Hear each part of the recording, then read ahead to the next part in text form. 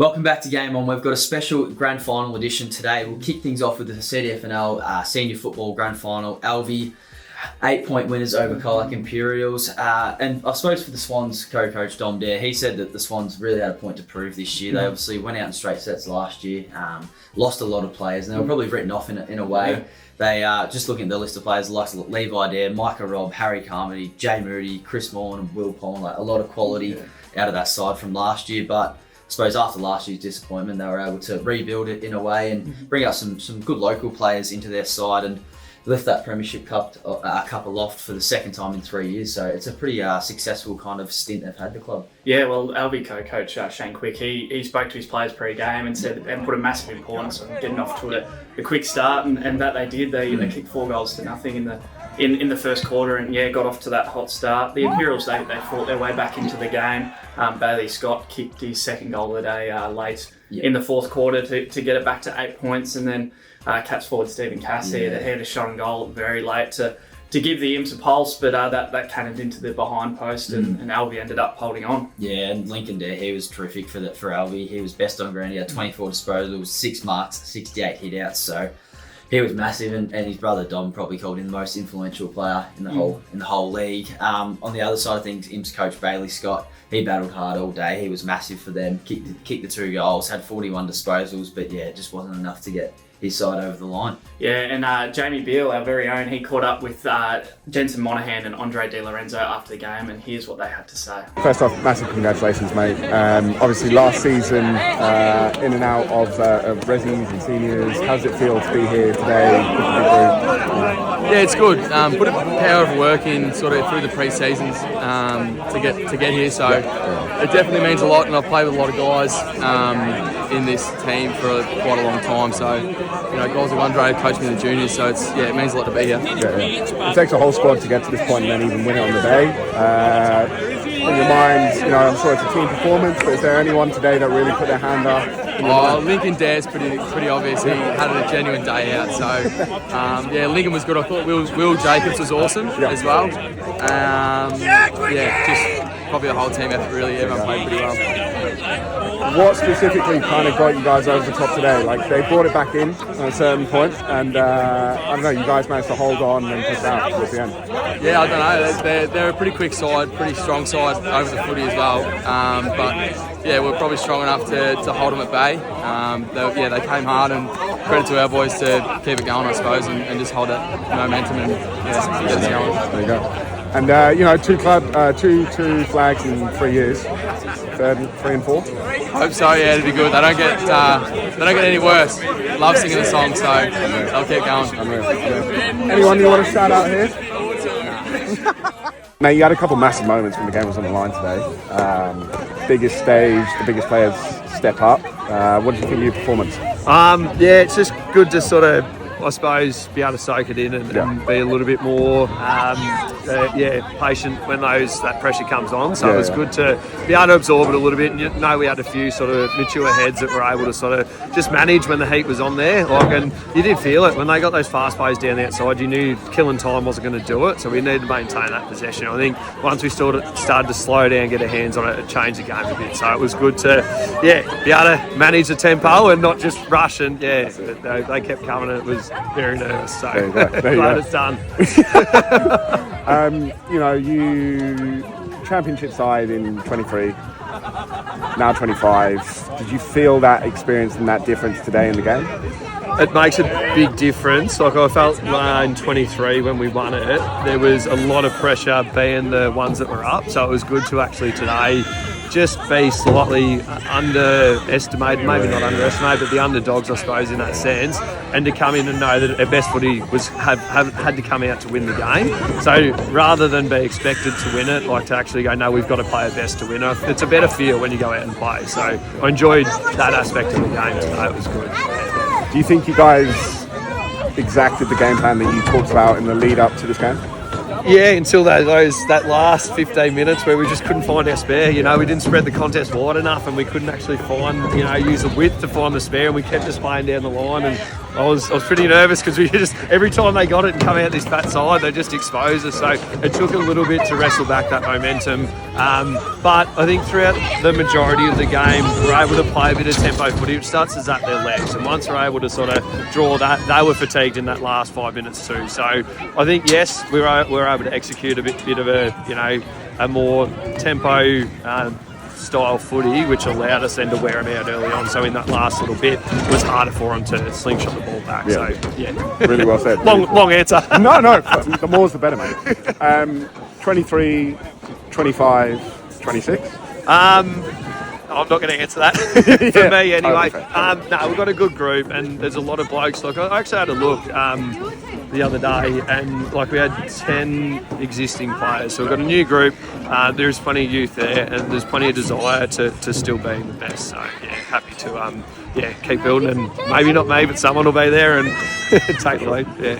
50 days? Yeah. We'll go and enjoy it. Yeah. I think I need a bit of a blowout, so let's go. In the CDFNL netball, the Colac Imperials pulled off one of the most remarkable season-to-season turnarounds, defeating Iroquois back in the grand final and lifting their first premiership cup in 11 years, which was absolutely terrific. It was especially sweet for co-coach Chloe Gray. She's had a massive 12 months, obviously coming off that ACL injury at the end of last season, and then leading the Imps to the flag. She said that their aim at the start of the year was to make top 5 because for a lot of them it was their first season together, and obviously that takes time. But to win it all was a terrific effort for them. Yeah, definitely. And that was a big third quarter for the Imps. That's what really blew the game open and set them up for that win. Eliza Carl said that the Catchers had the fire in their belly throughout the whole finals campaign, and they were really desperate just to make a grand final with this group that they had. And for Chloe Gray, she said it just meant everything for the club to finally get there. Obviously, as you just mentioned, 11-year drought ended for them, and it's just been an amazing journey for the whole group. I think obviously them two coming on as coaches for the first time this year. We caught up with Isobel Scott and Eliza Carl after the game. Here's what they had to say. Congratulations. Thank you very much. How was it in that kind of atmosphere? First grand final with the club? First grand final ever. First grand final ever? Yes. Okay. I've been at Imps forever and I've never made it into a grand final, so it's pretty huge. It was a great feeling out there. Yeah, fantastic. What do you think of the matchup? Obviously, you've come against those goalers during the regular season, or the home and away, sorry. But specifically today, were you really well prepared, did you feel, or tried to get your way into the game a little bit? Yeah, Rach and Jeremy are great goalers. They've been the benchmark for us all year. So I think we had the upper hand because we came away from playing on moving goalers last week as well. So just to go into that again, we just tried to stay with our own game and just keep going. Yeah. This club or this team has so many leaders. From Chloe, Eliza, Ruby, obviously, and Shane yourself from defence. What is it about? Sometimes when you have a lot of leaders, it can clash. What is it about this group that makes everyone mesh so well? We love each other so much. We spend a lot of time with each other. It's like a friend group, not just a team. We spend every Friday night having dinner together, and that's kind of been the key for us this year. So just mutual respect for everyone, and we just have a lot of love. Yeah. Now, obviously, probably way too early to forecast the future. Are you coming back next year, do you reckon? Absolutely, I am. And good chance for a back-to-back? Oh, I don't want to talk too soon, but it'd be nice. Unreal. 11 years. Unbelievable to be part of the team that's made it happen. I know. I got no words. I actually don't have any words. I don't think it's sunk in yet. I think, you go so long without winning one as a club, and then just like everyone, it just makes it so much better. Everyone, yeah. What do you think of the support here today? Oh, it was absolutely phenomenal. We've got some of the best cheer squad, and especially with the boys playing over there, we've got more people here as well. Just the supporters we've got at this club is phenomenal. Unreal. Really amazing clash with Rihanna all day in the mid-court. Obviously, she's a super experienced player. How did you try and go about your business today? I just try my best to just play my game and not try to think too hard about what the other player's doing. I figure if I can play my game the way I want to play, I'm pretty okay with that, and then just defend hard. That's the way I kind of go about it. Try not to think too hard about what the other player might do because it affects my game then, so I just worry about me and what I can control, and then usually works out okay. it's always a team effort to go through a season and manage to get to a flag at the end. And I'm sure you're probably going to be like, it was everyone today. Yeah. Anyone you'd like to give a special shout out, or just the whole team? Just the whole team. I think the whole year we've had this real fire in our belly that we were going to do well, and I don't think anyone really anticipated that we would get to the grand final. Chloe and I said last week, we were like, all we want to do is win last week, and then once we got here, it didn't really matter to Chloe and I what happened. It was just amazing to be here. So I think the girls have had that fire brewing for a while. They wanted to do well, not only for themselves but for the club. Like, it's epic for the club to have something like this. So massive shout out to everyone. All of our girls have just been so consistent, and there's so much love in our team for one another. We want to do it for one another. So And then just lastly, you've been building throughout finals from the qualifying round even to today. Best performance of the season today? Yeah. The girls took a while to adjust to the umpiring. The umpires in finals do let more go, and they do let you contest, and I think our girls were a bit timid at the start. Probably showed round one we were a bit scared to kind of go near the ball, but once you just said to the girls, you just got to keep going until that whistle's blown, and then once they got in that mentality, they were unstoppable, and I think that shows. We just won a flag. So very epic. Now to Colac Tigers news. For the Tigers senior footballers, their season is over. They went down to St Mary's by 11 points in the preliminary final, and Colac coach Jason Armstead said a few missed opportunities in that last quarter probably proved pretty costly in the end for you guys. Yeah, it didn't finish the way we wanted to, and it just didn't feel like it went to script. I mean, we started completely how we wanted to. Yeah. We got out of the gates pretty well. 3 goals to nothing. At quarter time, and in that first quarter we moved the ball how we liked. It was greasy, windy conditions, but everything we wanted sort of went to plan. We managed to hold out a lead going into halftime by 1 goal, sort of against the breeze, and then after halftime the wind had kind of died off, and that's probably where we let ourselves down. That's where St Mary's, they kicked 3 goals for off the back of our turnover to sort of put themselves ahead by a goal at 3/4 time, and they just stopped us from moving the ball how we'd done in the first half, and they got their sort of quick run and gun ball movement going in that quarter. And in saying all of that though, I've had a look at the stats this morning and gone through, and there's nothing that really stands out, or you could say decided how the game went. Both sides had over 100 turnovers. We had 108, they had 100. We won the clearance battle 47-36, but we've done that all year. That's where we've been dominant. So it was just really a matter of, as you said earlier, who took their opportunities better, and they did that when it mattered. Obviously, it was a disappointing way to finish the season, but I think if you step back and look at it as a whole, it was a big tick. We got ourselves 2 shots to play in a grand final. And if you look at the coaching appointments at the start of the year, and Jason Armstead and Steb Ross, I think you've got to give them a big tick. If you look at their resumes on paper, that's probably no surprise to anyone that worked, but I suppose that there was no guarantee over how they would gel together, and I couldn't praise them any higher. They had the perfect balance of emotive and tactical, and looking at Seb Ross, obviously awesome resume, but it was his first year as a coach, and I thought he applied his footy brain excellently, with his knowledge to be able to apply that as a coach. And obviously a few question marks remain over Joffrey Simpkin. He's obviously 37 now, if he's going to play on next year, but Jason Armstead said he was hopeful that they could get him for another year. He's obviously quite a dangerous forward, and I think he kicked nearly 30 odd goals this year, so he's still capable of doing it at the senior level. But you've got some notable players there who were some standouts on the weekend. Yeah, Zach Isobel, he was the best man on the ground for us by a long way, and probably found the form that he's had over such a good career. He had 31 disposals, 11 clearances, 9 marks and 15 intercept possessions. Absolutely terrific. And Jack Malakin, he might just be my favourite footballer that I've ever seen. He was absolutely terrific behind the ball, and unfortunately stats don't always do it justice, but they were pretty good on the weekend. He had 14 disposals and 7 intercept possessions. And then another one was Joel Cooper, who we probably haven't spoken a lot about over the year, but he's a really exciting young talent, and he's got a lot of improving to do, which I think he will do. He was really good. He had 18 disposals, 2 goals, and 10 ground ball gets in the wet. Now for some other grand final results in CDFNL football. Lorne put the finishing touches on a perfect season, obviously unbeaten in the Rezzies.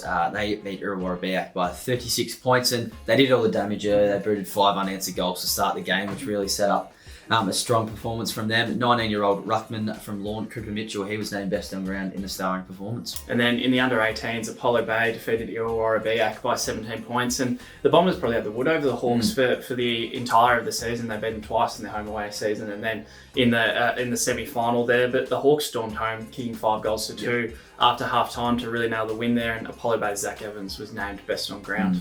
And in the under-15 football, South Colac proved too good for Western Eagles by beating them by 67 points. And it was really a second quarter blitz that set up the Roos with a win. They kicked 6 goals straight to the Eagles 1 point. And it's pretty remarkable effort from South Colac there. It's only 2 years unbeaten for this team. I think it's 21 of 23 players played in last year's under 14.5 premiership that went undefeated for that season. So they've won almost 40 games in a row. South Colac's Jaron Baker, he was named best on ground. He started in the midfield for them. Then in the under-12s, Apollo Bay wrote themselves in the history books and will be remembered forever with the first under-12s premiership. They defeated the undefeated Birregurra by 17 points. And the Bay used the win to their advantage in the first quarter. They kicked 3 goals to nothing at quarter time, and that was the margin that remained for the game. Apollo Bay ruckman Fletcher Permazel was named best on ground. In other CDFNL netball grand final results, Albi's B grade made it back-to-back grand final wins with a 21-goal win over South Colac. Sophie Bell, she was awarded best on court with her 41 goals from 44 shots, outscoring South Colac. So she was super in goals for the Swans. And then in the C grade, the Western Eagles were crowned champions. They defeated the Colac Imperials 31-28. 1 goal split the two sides at half time, and then the Eagles were able to stretch that to 6 at 3/4 time before the Imps made a little run home, but they were able to hold them off, which means the Western Eagles won 12 of their last 13 games to really storm home at the end of the season. And then best on court honours went to Lorraine Marnie. And for the D grade, there was a thriller between Colac Imperials and Lorne. It was 33-32 in favour of the Imps. The Cats were down 4 goals heading into the last quarter, and they outscored the Dolphins 11-6 in the final period. But they trailed by 1 goal with just minutes remaining, but managed to hit the front and win that one.